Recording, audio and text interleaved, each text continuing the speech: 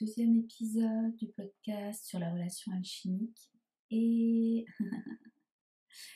et je voulais tout de suite parler du discernement, de l'esprit critique. SOS, SOS, vaste sujet qui pour moi est très très important à aborder tout de suite parce que ton rapport à l'information va être central tout au long de ton parcours. Ton rapport à l'information va être central parce que à la fois, tu vas être face à des faits et à des données que ton mental ne va pas pouvoir analyser, que ton mental ne va pas pouvoir intégrer, assimiler, ne va pas pouvoir décortiquer comme à son habitude, parce que ça va être des faits et ça va être des données qui ne vont absolument pas rentrer dans ces cadres de référence, dans la logique terrestre. Et à la fois, tu vas faire face, tu vas être amené à rencontrer des faits, des données qui vont avoir une justification, qui vont avoir une interprétation, qui vont être transformées en informations. Et notamment, c'est le cas par rapport aux informations que tu peux trouver sur Internet, que ce soit sous forme de vidéos, que ce soit sous forme d'articles, que ce soit sous forme de podcasts comme là actuellement. Donc, quand je te parle de cette distinction-là, je te parle du fait que l'information est une création humaine. Ce qui veut dire qu'à partir de faits, à partir de données, et notamment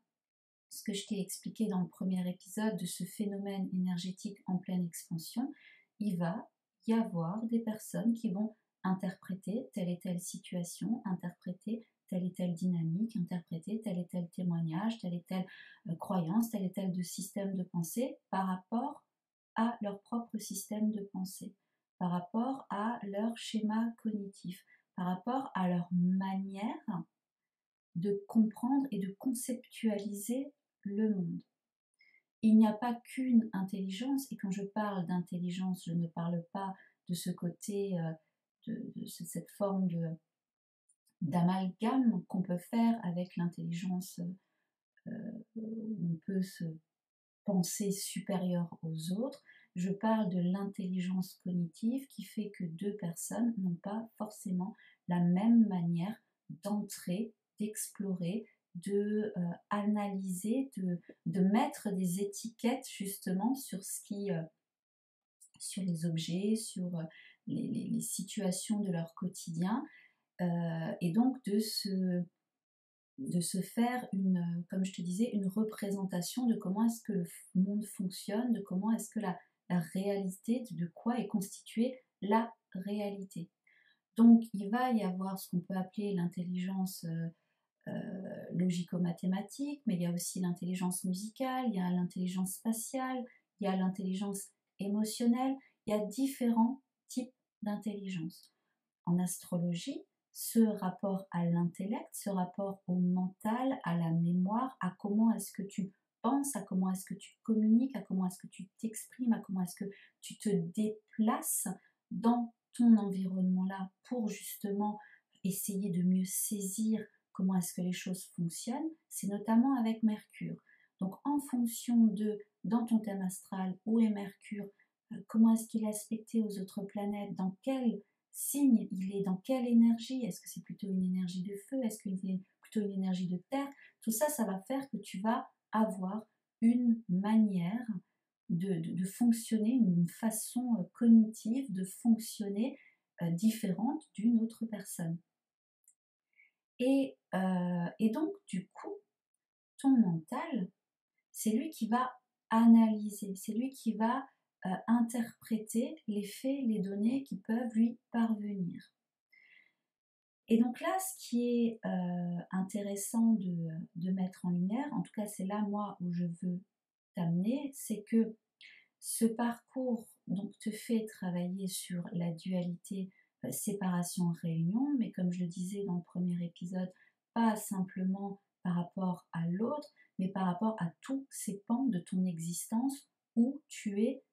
dans ce tiraillement intérieur de séparation-réunion. Que ce soit de ce que tu expérimentes en fait, cette dualité terrestre que tu expérimentes, que ce soit par rapport à ta vie intérieure, ce que tu expérimentes à l'extérieur, que ce soit par rapport à ton mental, à ton intuition, que ce soit par rapport à ton énergie féminine, à ton énergie masculine, que ce soit par rapport à cette densité terrestre vis-à-vis justement de la dimension céleste. Il y a énormément d'aspects où il y a ce tiraillement, où il y a cette expérience de contraste dans différents domaines de ta vie. Et c'est pour ça que j'aime beaucoup faire le parallèle avec l'astrologie, c'est que le système énergétique au niveau astrologique fait que toi dans ton thème, tu vas du coup avoir ces 12 signes astrologiques, hein, ces 12 énergies de vie qui chacune ont une fonction bien particulière. Mais chaque énergie,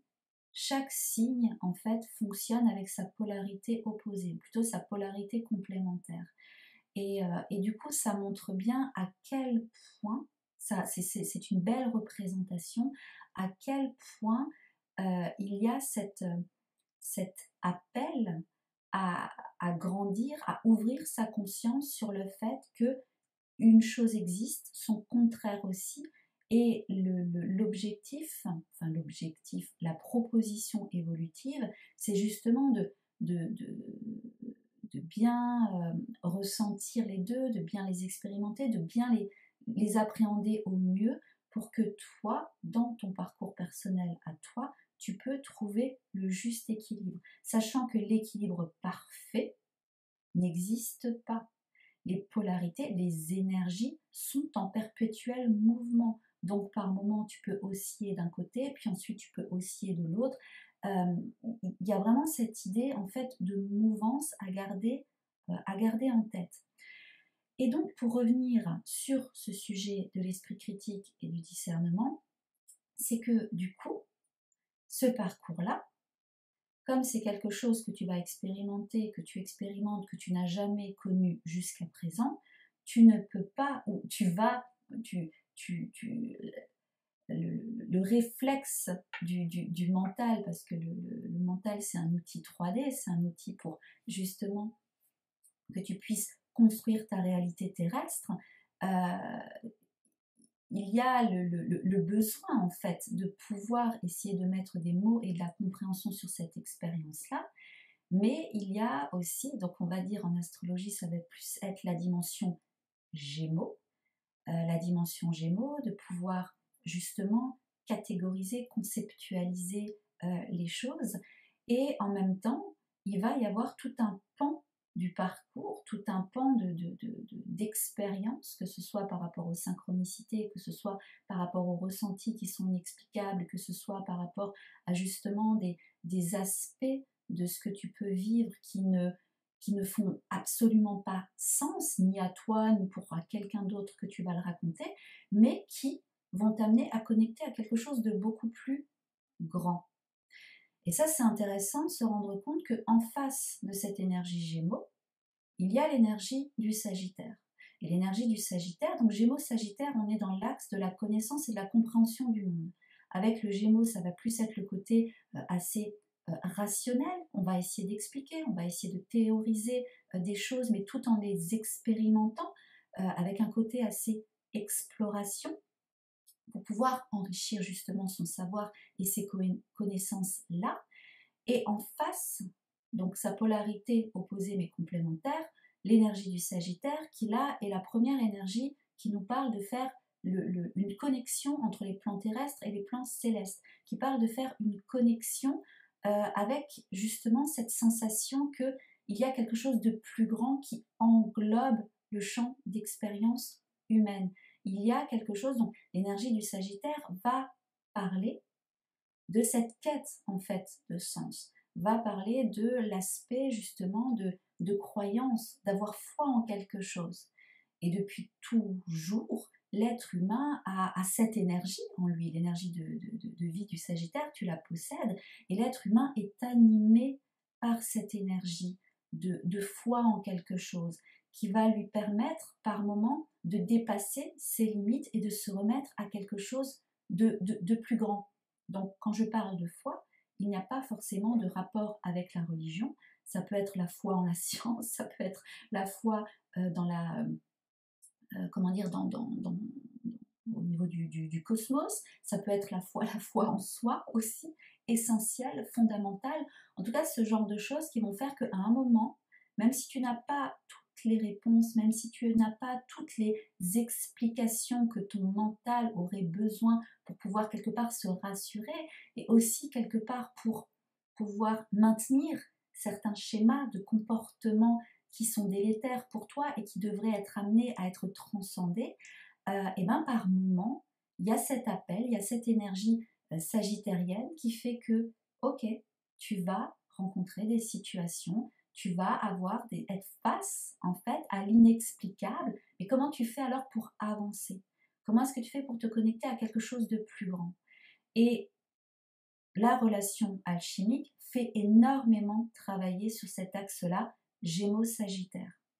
Fait énormément travailler sur ton rapport à l'information, justement, l'information dont tu as besoin,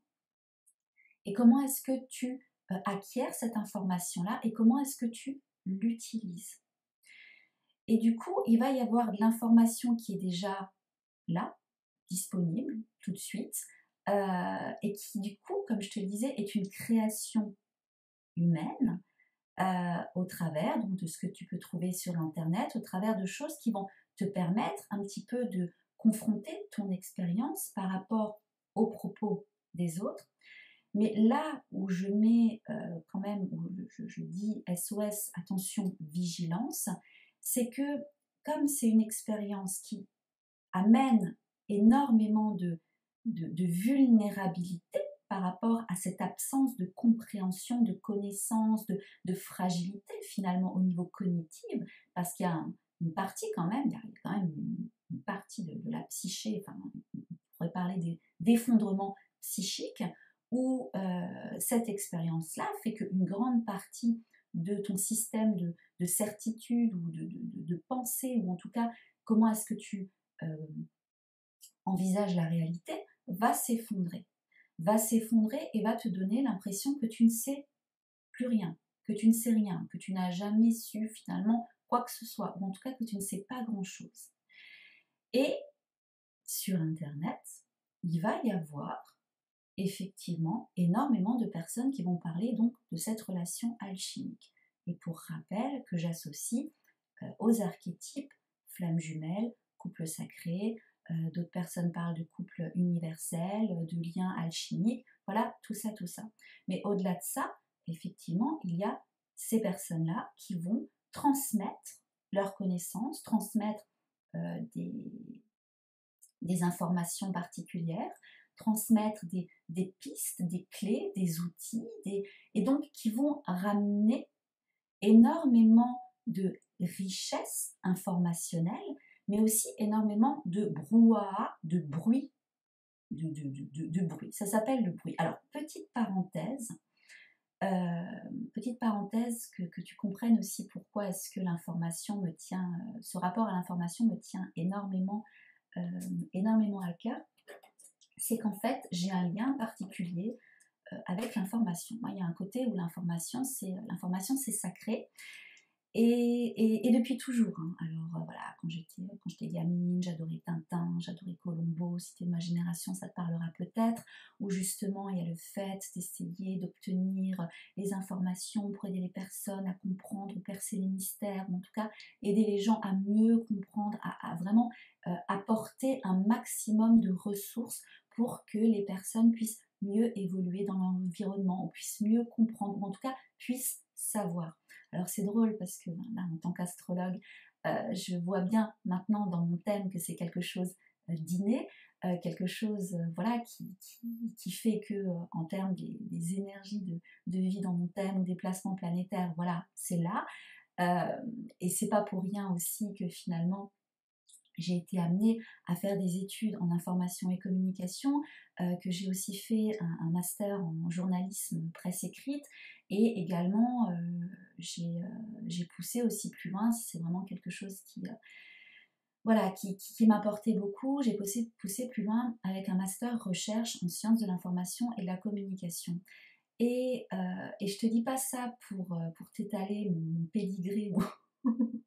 mon palmarès de savoir intellectuel, parce que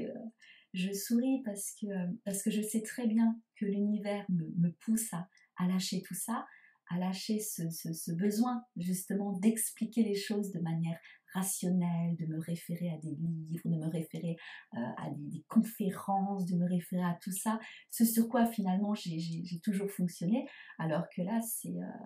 voilà, l'univers me pousse activement à vraiment redescendre dans mon corps, redescendre dans ma guidance intérieure, redescendre dans mon intuition en fait, dans ce côté très sagittérien, voilà, dont je te parlais tout à l'heure.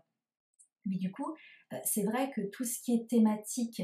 informationnelle, l'information, le besoin d'information, les désinformations, les mésinformations, tout ce qui est rumeur, tout ce qui est bruit, justement, c'est vraiment quelque chose qui, voilà, dans mon précédent parcours professionnel, j'occupais des postes comment dire, de chef de projet éditorial, consultante en communication, voilà, donc la transmission du message, comment est-ce que le message est transmis, comment est-ce qu'il est réceptionné, comment est-ce que l'information est créée, la délicate et très sensible aussi question de l'objectivité, hein, n'est-ce pas, le côté très recherche, quête d'objectivité journalistique. Voilà, tout ça, c'est vraiment quelque chose qui me passionne. Et c'est aussi l'objectif, en fait, de ce podcast-là, en tout cas de cet épisode-là, c'était de mettre vraiment cette dimension-là en lumière. Et donc, quand je te parle de bruit, c'est que sur Internet, tu le sais comme moi, il y a vraiment tout et n'importe quoi dans n'importe quel sujet que tu veux. Hein, comme je t'ai dit, là aussi, on retrouve les polarités, les complémentaires, l'expérience en tout cas des contrastes. Et du coup, ce qui veut dire qu'il va y avoir des contenus vraiment de qualité, en tout cas qui vont t'appeler, qui vont vraiment avoir, même si les propos vont forcément avoir quelque chose de subjectif, comme le podcast que je fais là, parce que, encore une fois, c'est par rapport à ma vision du monde, c'est par rapport à mon paradigme à moi, c'est par rapport à mon expérience personnelle, et en même temps, j'essaie quand même, tu vois, de garder une forme de distanciation, euh, oui, de distanciation par rapport à ce que je peux te dire, parce qu'il y a cette idée à la fois de transmission, mais sans que ce soit dans l'optique de convaincre. Personnellement, je ne suis pas là pour convaincre. C'est vraiment quelque chose qui ne m'intéresse absolument pas. Je suis là, je parle, je mets mon thème astral à l'épreuve, fidèle à ma maison 10, voilà, je t'en parlerai peut-être à un autre moment. En tout cas, voilà, pour moi, ça fait partie de la continuité de ce que j'expérimente. C'est pas forcément facile pour moi de lancer ce projet-là, mais en tout cas, voilà, je sens que c'est ça, je sens que c'est juste. Par contre, je ne suis pas du tout là pour convaincre, je suis là pour te partager des choses, que ça résonne en toi ou pas, que ça t'enrichisse ou pas, comme ce que moi j'ai aussi pu trouver en ligne, ces contenus de qualité dont je te parle, et aussi être témoin d'un bruit où il y a énormément de contenus qui ne sont pas qualifiés. Et comme je te disais que, et notamment au tout début de parcours, si on peut appeler ça comme ça, où il y a effectivement le fait de trouver des éléments de réponse à cette expérience qui est hors du commun, et donc quelque part ça joue sur la réassurance, hein, ce besoin d'information. Il y a voilà, des choses qui commencent à, ok, je comprends mieux, il y a des pièces du puzzle qui s'imbriquent. Et après, là où c'est délicat, c'est que comme il y a cet aspect de vulnérabilité, de fragilité, parce qu'on ne comprend pas et que c'est, du coup, on passe en mode survie, où il y a ce besoin de comprendre, sinon il y a une part de l'être qui se sent menacée, et ben on peut vite tomber dans une forme de dépendance informationnelle, d'avoir un comportement compulsif dans le fait de vouloir contrôler, maîtriser, de vouloir vraiment acquérir un maximum d'informations. Et donc là-dedans, il peut y avoir donc de l'information aussi, comment dire, de la mésinformation, de l'information qui est traitée de manière absolument pas qualifiée et qui peut, du coup, en fonction des énergies que tu dois travailler, que tu dois guérir, que tu dois rééquilibrer, qui peuvent t'amener justement à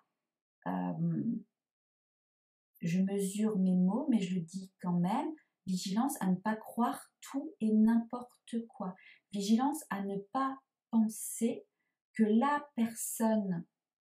que tu écoutes, que tu entends, c'est mieux que toi ou détient la vérité absolue. Non. La personne que tu vas écouter, elle a son expérience de vie, elle a son parcours, elle a ses blessures. Alors si je parle au niveau astrologique, elle a une énergie saturnienne qui la challenge, elle a une énergie lune noire qui vient lui ramener vraiment des profondes compulsions. Elle a un Pluton qui vient justement activer des blessures de l'âme. Voilà, cette personne-là traverse aussi énormément de choses. Et du coup, elle peut que transmettre ce qu'elle a vécu par rapport à son parcours unique, qui est peut-être effectivement plus avancé que là où tu en es actuellement, parce que peut-être que c'est ce qu'elle vit déjà depuis une dizaine d'années. Donc elle a grimpé sa montagne capricornienne, elle a traversé certaines épreuves, elle a eu, voilà, elle a rencontré des échecs, elle a rencontré des choses qui font que là, elle a pu tirer une leçon, tirer un bilan. Donc c'est pour ça qu'il y a vraiment cet aspect de transmission. Mais vigilance à, parce que comme on est dans ce côté Gémeaux-Sagittaire où il y a forcément à un moment l'aspect de croyance et l'aspect de... qui peut vite ramener le côté aussi en énergie basse de guide ou de gourou ou de je sais mieux que vigilance. Vigilance. Je l'ai déjà dit dans le premier épisode, mais je le rappelle ici aussi, il faut beaucoup d'humilité pour aborder un sujet comme ça, parce que les connaissances sont très fragiles, les informations aussi. C'est un savoir qui est en perpétuelle transformation au fur et à mesure des cycles aussi énergétiques, au fur et à mesure des expériences, comme dit, que les personnes peuvent témoigner. C'est un savoir qui est en pleine construction. Voilà, c'est un savoir qui est en pleine construction, je dis toujours. On est chaque être humain, on expérimente une parcelle de la réalité et c'est finalement mis bout à bout, tout ça, qu'on peut s'approcher d'une forme très légère de vérité globale, de vérité totale et encore. Comme dit, c'est vraiment très léger. Là où c'est vraiment important, c'est de... excuse-moi. Il y a juste... Voilà, je coupe juste ça. Voilà. C'est vraiment important donc juste de se dire que travailler le discernement et l'esprit critique, c'est pas simple. Au-delà d'une relation alchimique. Au-delà d'une relation alchimique. Moi, je crois vraiment que c'est quelque chose qui me tient à cœur parce que, bon, comme je te l'ai dit, c'est déjà en moi, mais c'est aussi parce que quand j'étais plus jeune, je pense que je me suis rendu compte à quel point, où j'ai ressenti, ou en tout cas, voilà, à quel point les adultes autour de moi peinaient à comprendre ce qu'ils traversaient, peinaient à comprendre qui ils étaient, peinaient à faire le nécessaire pour aller vers un retour vers eux-mêmes. Et donc, du coup, il y a vraiment le fait que le mental humain est énormément parasité. Et c'est pour ça que dans une relation alchimique, il y a vraiment ce challenge d'effondrement psychique où il y a toute une reconstruction en fait cognitive qui va être amenée. Il y a toute cette dimension qui s'effondre entre qui tu croyais être et en fait qui tu es vraiment. Et du coup, c'est important de vraiment aller dans cette direction il y a de l'information de disponible, il y a énormément de contenus qui peuvent t'enrichir. D'ailleurs, je vais te mettre en lien alors il y a plusieurs sites, hein. Là, moi, je me souviens, voilà, vaguement, voilà, alors et puis après, tu vas être sur des sites, tu vas écouter du contenu qui peuvent t'accompagner un temps. Puis après, tu vas trouver aussi, hein, c'est la mouvance énergétique. Tu vas, voilà, être amené à peut-être écouter ou lire des articles d'autres personnes. Puis voilà, tu vas évoluer comme ça. Je vais quand même te mettre juste deux liens de, de, de contenu que j'estime qualitatif, parmi d'autres contenus qualitatifs, hein, encore une fois, ce n'est pas exhaustif, il y en a plusieurs, mais voilà, où il y a une autre approche de cette relation alchimique que celle que moi je vais avoir là dans ce podcast, mais qui peut-être ne te correspondront absolument pas, hein. C'est ça aussi. En fait, tout le but, tout le but de ce parcours, tout le but même de n'importe quel processus d'individuation, c'est à un moment, il faut se rendre compte que ton mental t'a accompagné toute une partie de ta vie, mais qu'à un moment, pour devenir un adulte, un individu à part entière, pour aller vers cette idée de complétude, de totalité, eh ben, il y a ce besoin d'émancipation, de couper des cordons ombilicaux, et notamment au niveau de ta psyché, où depuis que tu es gamin, gamine, tu as intégré énormément de croyances, de certitudes, de projections venant de l'extérieur. Et là, il y a cette séparation, hein, on parle de séparation-réunion, cette séparation à faire entre ce qui ne t'appartient pas pour te réunir, donc pour réexpérimenter différemment ton rapport à la réalité et te réunir en toi-même, remettre ton pouvoir personnel en toi-même. Donc cette notion de toutes les clés sont à l'intérieur de toi, c'est une réalité aussi. Comment dire, cette certitude, euh, cette confirmation que tu es dans un parcours d'éveil en relation alchimique, voilà, archétype, flamme jumelle, couple sacré, tout ça, cette confirmation-là, tu vas être amené, tu vas être initié par la vie à ressentir ça à l'intérieur de toi, indépendamment de ce que pourra te dire l'extérieur. Donc tant que tu es encore dans une démarche où tu attends que l'extérieur te confirme que tu es bien sur un parcours en relation alchimique, il y a encore cette dépendance. Il y a encore cette dépendance énergétique, il y a encore cette forme de mettre l'autre, l'expérience de l'autre, le savoir de l'autre sur un piédestal, comme si l'autre savait mieux qui tu es. Non, personne à l'extérieur ne peut te confirmer si tu es sur un parcours en relation alchimique ou pas. Et je sais qu'il y a voilà, des thérapeutes qui se positionnent ou des énergéticiens ou voilà, qui se positionnent en disant si, non, même en astrologie. En astrologie, j'ai des outils, effectivement, la synastrie où tu superposes les deux thèmes, le thème composite où tu vois le thème de la relation, tu vois effectivement qu'il y a des marqueurs karmiques, tu vois effectivement qu'il y a des marqueurs liés aux énergies transpersonnelles et qui montrent, qui mettent vraiment en lumière que ces deux personnes bossent ensemble, qu'elles sont dans un lien vraiment particulier où elles travaillent ensemble sur cette dualité séparation-réunion, mais de là à pouvoir dire oui ou non tu es sur un parcours en relation alchimique, pour moi, on est trop loin de cette humilité dont je te parlais.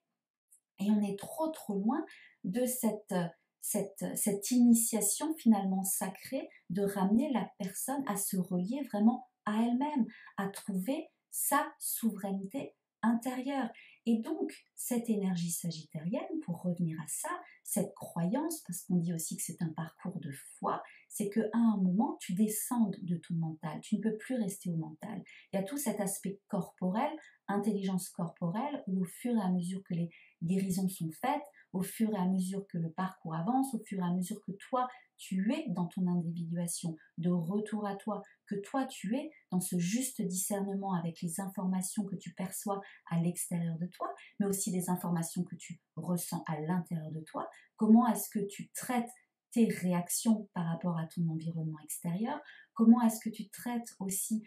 toi avec toi au niveau de ton discours intérieur? Qu'est-ce que tu te racontes? Tout ça, il y a cette forme d'autonomisation que tu dois avoir par rapport à ton rapport à l'information et de redescendre dans ton corps, c'est au niveau des ressentis. C'est qu'à un moment, cet ancrage, il y a cette connexion qui se fait terrestre-céleste avec cette certitude de OK, je valide, je sais exactement dans quel type de relation d'âme je suis.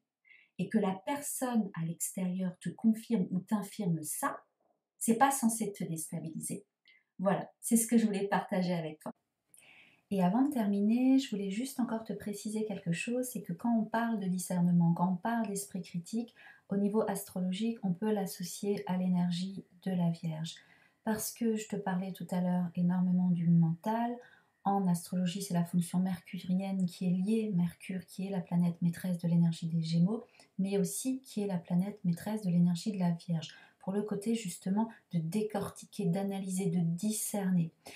Et ce qui est intéressant, comme je te l'ai expliqué, c'est que les énergies de vie, les signes du zodiaque, travaillent par polarité opposée complémentaire. Et en face de l'énergie de la Vierge qui va nous parler de l'infiniment petit, de dissocier les choses, comme je t'ai dit, de les décortiquer, de trier,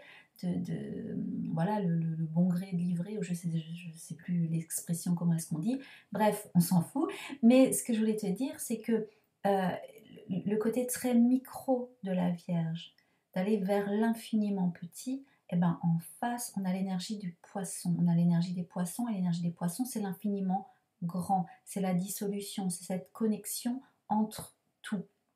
Donc ça,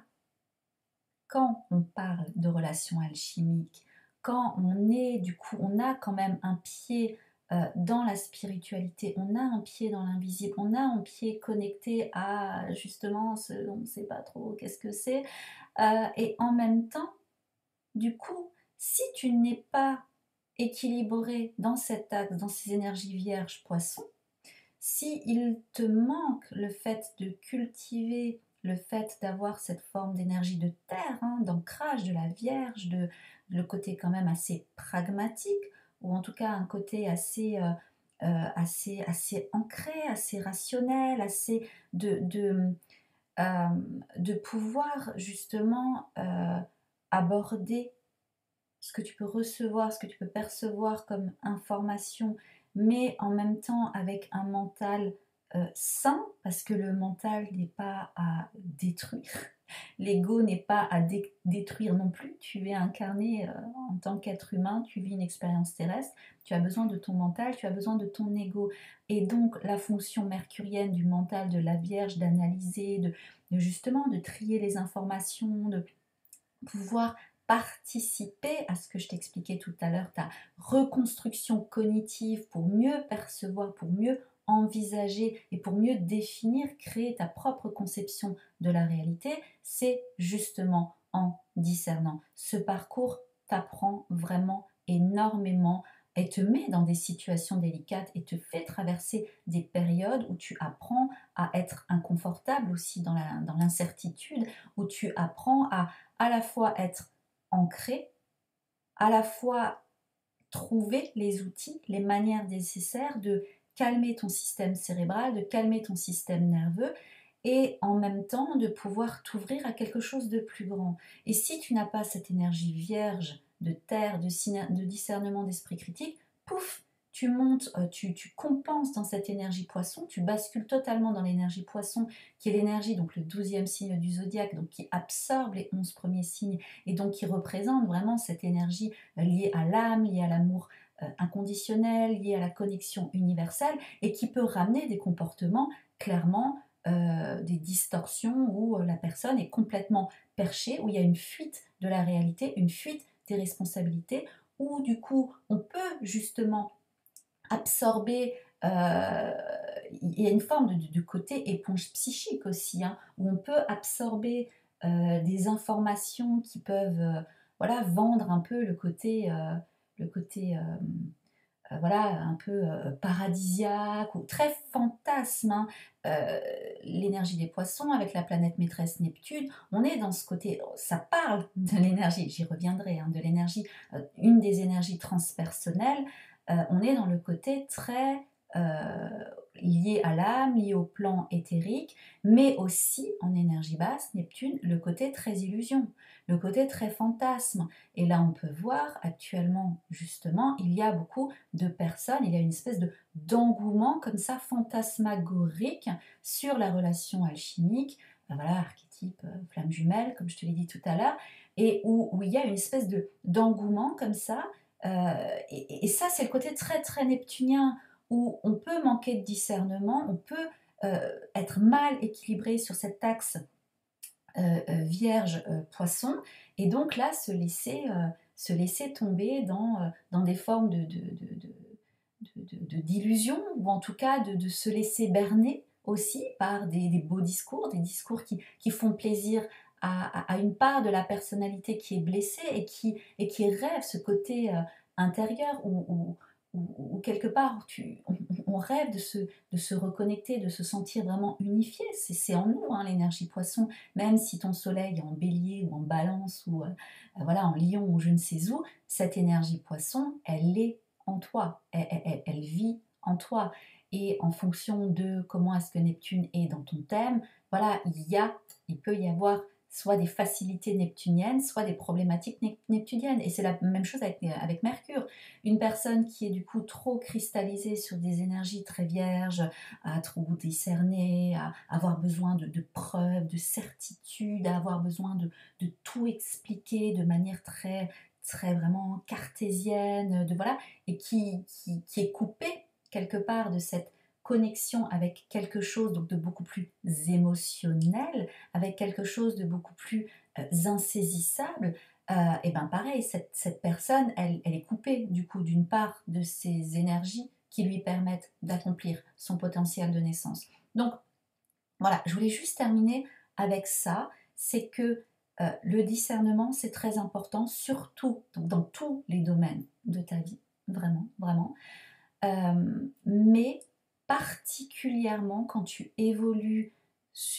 dans un parcours d'éveil en relation alchimique, parce que clairement, la fonction très sensible du mental est extrêmement sollicitée, passe par des phases d'extrême vulnérabilité, passe aussi par des profondes confrontations entre toi à l'intérieur, hein, tu es plusieurs personnes, enfin plusieurs personnes, tu as plusieurs personnages énergétiques à l'intérieur de toi, certains bossent ensemble, d'autres sont en conflit, d'autres, voilà, tous ces tiraillements-là font que à un moment, c'est important voilà, d'apprendre à prendre de la hauteur, de s'ouvrir progressivement et de toute manière, comme dit, ce parcours fait que tu as des synchronicités ou des choses juste voilà, incroyables qui forcément à un moment t'amènent vers cette dimension très poisson, vers cette dimension très neptunienne, mais voilà, vigilance, retour à ces énergies aussi de terre, de pragmatisme très vierge, euh, voilà, pour trouver le juste équilibre, ou en tout cas de placer le curseur plus ou moins au bon endroit pour à la fois t'ouvrir progressivement à cette dimension de l'invisible, à cette dimension très, oui, spirituelle ou métaphysique, tu l'appelles comme tu veux, à cette transcendance de toi qui te connecte à des choses juste, voilà, assez assez dingue, quoi, effectivement. Et en même temps, tu es initié au fait que tu es incarné dans un corps. Donc, il y a ce côté lié à la terre, lié à la matière, donc lié à ton corps, qui est de la matière aussi. Et que de trop monter ou de trop boire les paroles et le discours sans les remettre de l'extérieur, hein, et dans le mien, hein, je t'encourage à aussi te questionner sur tout ce que je te dis là, enfin te questionner, voilà, voir si ça résonne ou pas en toi. Mais donc du coup, de mettre de la vigilance sur le fait de ne pas boire les paroles comme ça sans les remettre en question, parce que sinon, pouf, ben, tu vis de manière très, très, très désincarnée, en fait. Énergétiquement, il y a toute une partie de toi qui fiou, est connectée à l'extérieur, est connectée soit à une personne, est connectée à une activité, ou est connectée à voilà, des choses qui te permettent de ressentir cette énergie poisson, cette énergie neptunienne où tu sens que voilà, ton âme t'élève et tout ça, mais ça ne transite pas par toi. Ce n'est pas généré à partir de toi. Et c'est généré à partir de ce que l'extérieur peut te procurer.